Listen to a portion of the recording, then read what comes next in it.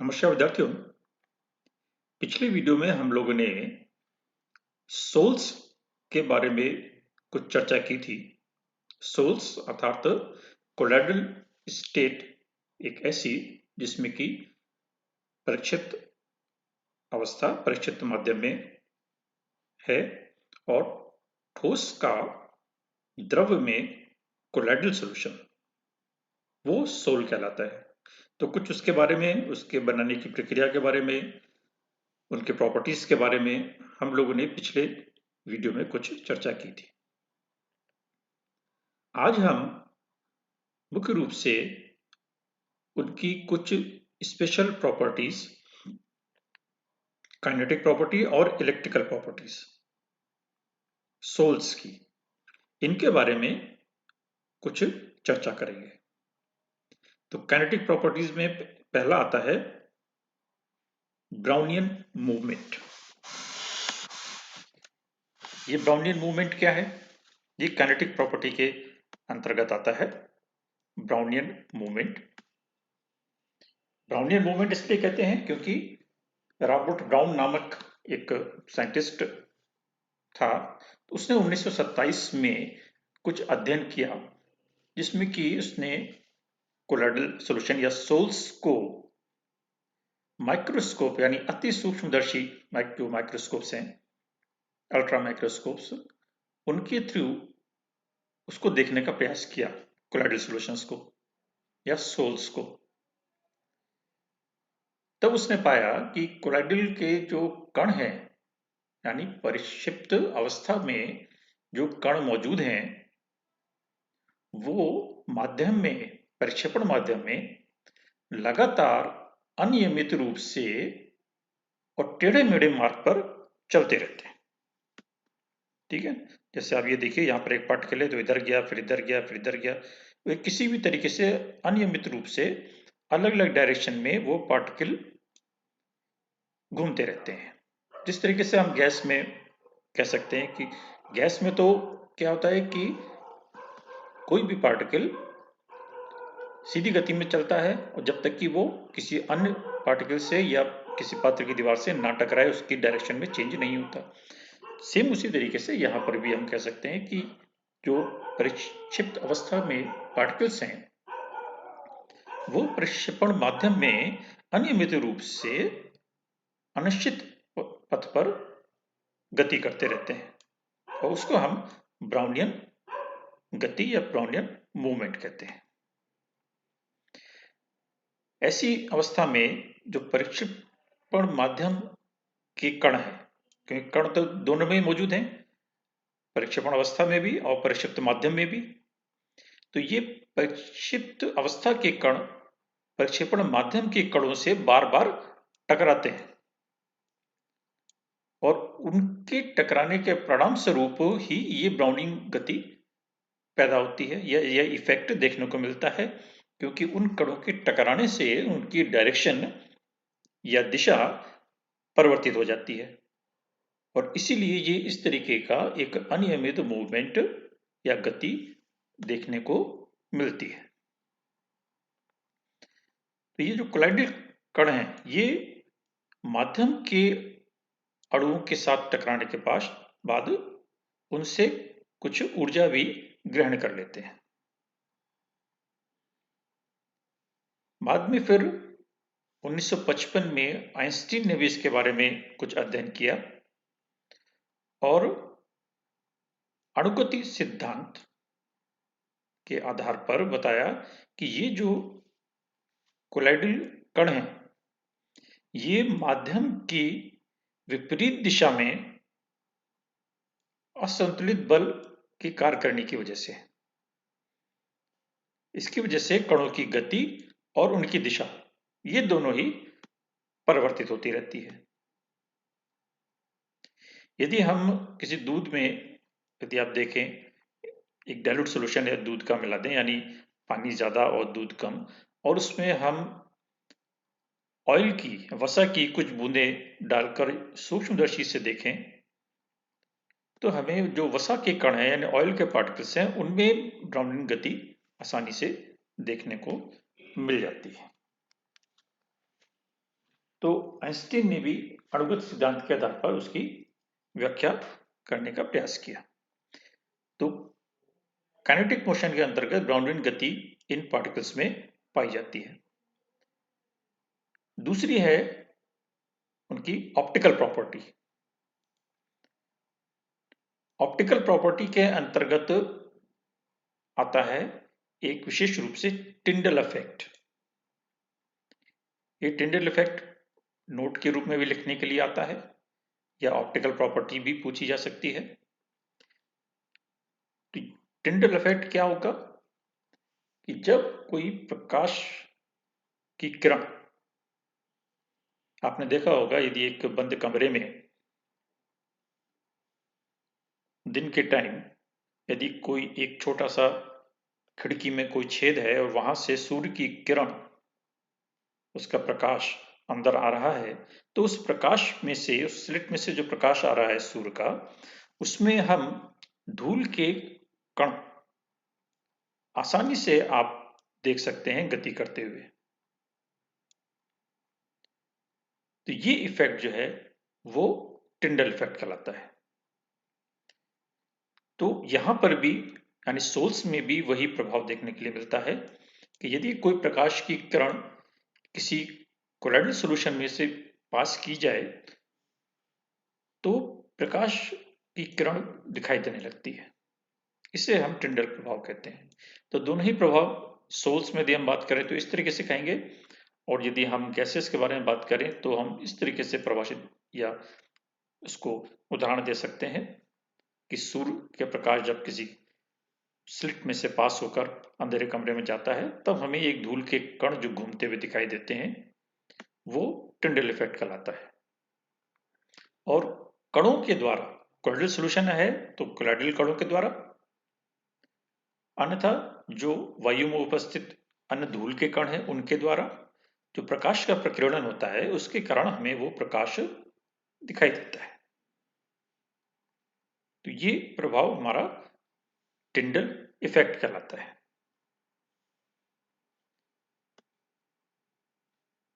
इसके अलावा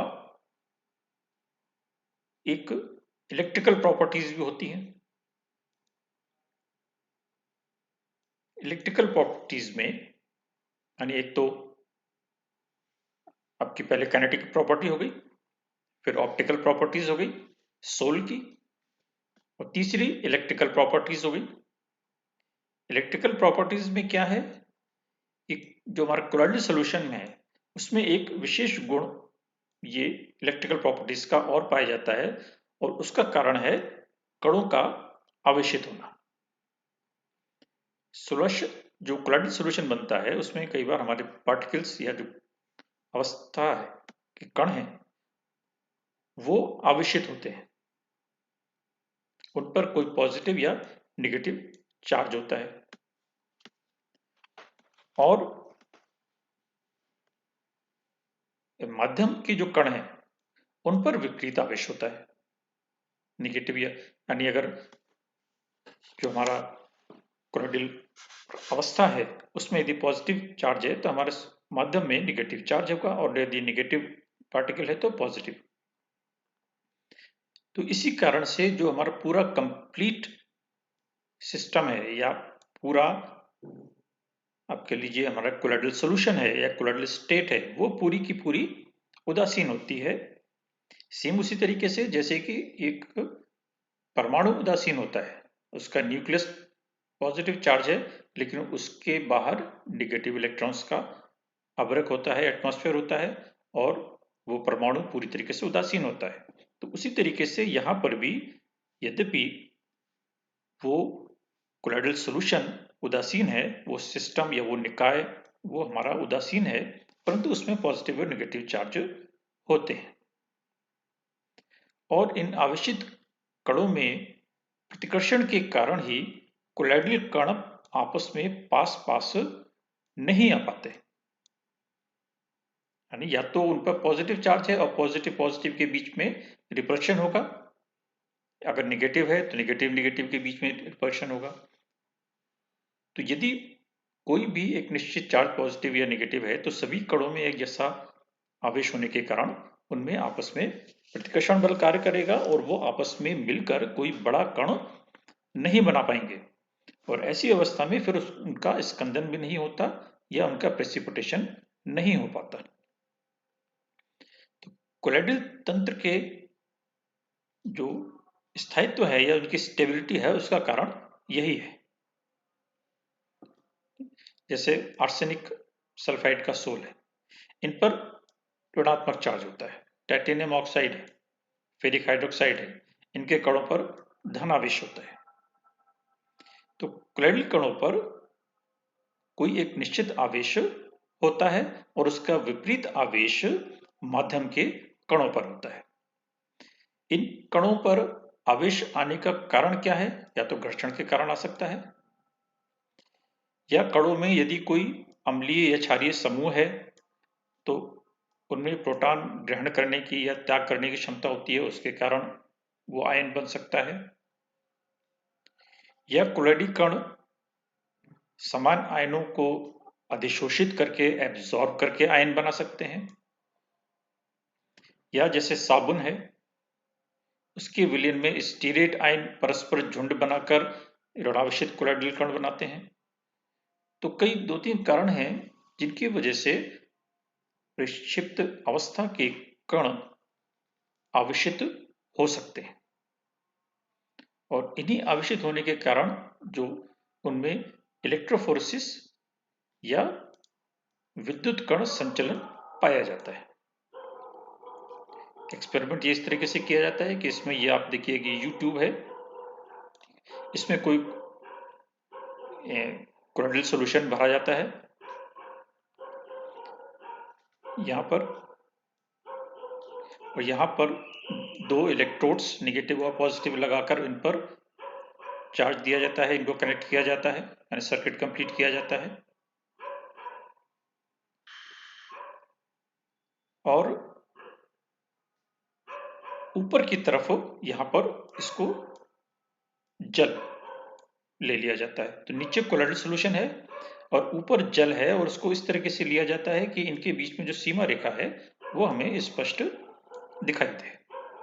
और फिर इसके बाद इसमें कोई हम विभव लगाते हैं, पोटेंशियल लगाते हैं, और ऐसी स्थिति में फिर हम देखते हैं कि इनमें से कोई एक लेयर या कोई एक सीमा रेखा ये गमन करती है इलेक्ट्रोड की ओर, और उसको हम सूक्ष्मदर्शी से देख सकते हैं या आंख के द्वारा भी आसानी से देखा जा सकता है।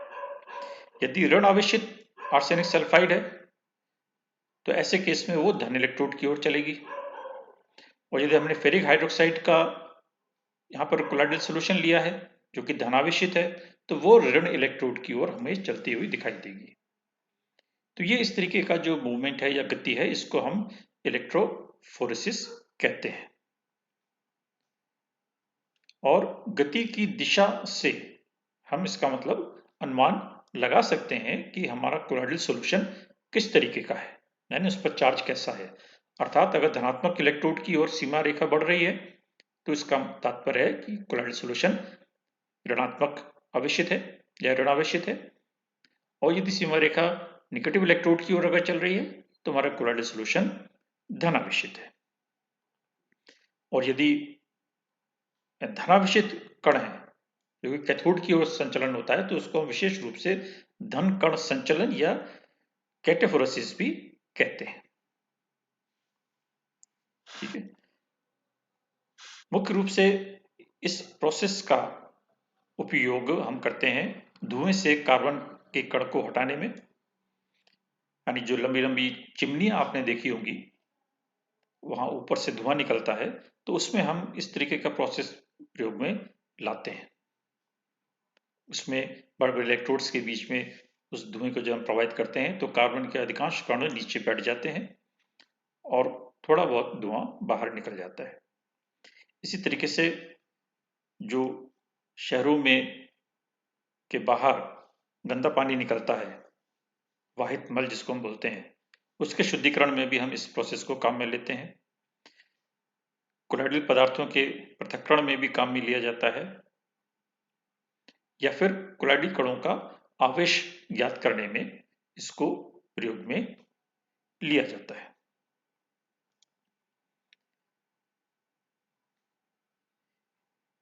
इनमें जो स्टेबिलिटी होती है कोलाइड्स की, उस कोलाइड का स्थायित्व मुख्य कारण क्या है? उन पर आवेशित होना, और आवेशित होने की वजह से उनमें प्रतिकर्षण बल का होना, जिसकी वजह से वो दूर दूर रहते हैं और कोलाइडल अवस्था हमारी बनी रहती है। अब यदि किसी प्रकार से हम इनको इनके आवेश को खत्म कर दें तो ये कण आपस में मिलकर एक बड़ा कण बना सकते हैं और प्रेसिपिटेशन हो सकता है। तो यदि किसी भी विधि के द्वारा इन कणों के आवेश को हम उदासीन कर दें तो ये कण पास पास आ जाएंगे और एक बड़े कण का निर्माण करेंगे जो कि अवक्षेपित होकर या स्कंदित होकर नीचे बैठ जाते हैं। समान आवेशित कण जो है, इनके चारों ओर विलायक के कण एक परत के रूप में बनाते हैं। इसको हम सॉल्वेशन प्रोसेस कहते हैं। जैसे एक कण धनावेशित है, उसके चारों ओर नेगेटिव आयंस का एक क्लाउड या एटमॉस्फेयर माध्यम के कणों का बन जाता है, तो वो हमारी एक रक्षात्मक क्रिया कहलाती है, जो कि उसको स्टेबिलिटी प्रदान करती है। एक प्रोटेक्टिव एक्शन होता है, वो क्या है? किसी द्रव विरोधी कोलाइडल विलयन में यदि हम कुछ मात्रा द्रव स्नेही कोलाइड की मिला दें तो उससे द्रव विरोधी कोलाइड का स्थायित्व बढ़ जाता है। इसका क्या कारण है? उसका कारण है कि द्रव स्नेही कोलाइड द्रव विरोधी कोलाइड के कणों के ऊपर एक लेयर बना देता है जिसको कि हम प्रोटेक्टिव लेयर कहते हैं, और ये क्रिया हमारी रक्षात्मक क्रिया कहलाती है। और यहां पर एक शब्द आता है स्वर्ण संख्या या गोल्ड नंबर। इसकी परिभाषा अक्सर पूछी जाती है। तो गोल्ड नंबर क्या है कि जो हमारा रक्षक कोलाइड है, यानी जो हमने द्रव स्नेही कोलाइड मिलाया है, उसकी मिलीग्राम में मात्रा, यानी कितने मिलीग्राम हमने मिलाया, जो स्वर्ण के यानी गोल्ड का हमने सोल बनाया हुआ है, उसके 10 ml को 10% सोडियम क्लोराइड के 1 ml से स्कंदन को रोक सके, वो संख्या या वो मात्रा गोल्ड नंबर कहलाती है। जैसे हीमोग्लोबिन है, इसका स्वर्ण संख्या 0.03 से 0.07 है। इसका क्या तात्पर्य है कि हीमोग्लोबिन के सिर्फ 0.03 मिलीग्राम, यानी 1 मिलीग्राम का भी बहुत छोटा हिस्सा, यदि हम गोल्ड सॉल के 10 ml में उपस्थित है तो वो 10% सोडियम क्लोराइड से अवक्षेपित नहीं होता। अगर हीमोग्लोबिन नहीं है तो सोडियम क्लोराइड मिलाने से वो गोल्ड सोल अवक्षेपित हो जाएगा, लेकिन यदि हीमोग्लोबिन उसमें छोटी सी मात्रा मिला दें, कम मात्रा में मिला दें, तब उसका स्कंदन या अवक्षेपण नहीं होगा। तो कितना वो पदार्थ मिलाया जाए, द्रव स्नेही क्लोराइड मिलाया जाए कि उसका अवक्षेपण नहीं हो, वो गोल्ड संख्या कहलाता है। इस गोल्ड संख्या का मान जितना कम होगा, हम कहेंगे कि उसकी संरक्षण शक्ति उतनी ही अधिक है, क्योंकि हमें बहुत कम मात्रा की आवश्यकता पड़ेगी उसके स्कंदन को रोकने के लिए। और अगर ये गोल्ड नंबर बहुत ज्यादा है तो इसका मतलब हमें अधिक मात्रा में द्रव स्नेही कोलाइड की आवश्यकता होगी स्कंदन को रोकने के लिए। तो ये एक स्वर्ण संख्या यहाँ कोलाइडल सॉल्यूशन में एक महत्वपूर्ण बिंदु है।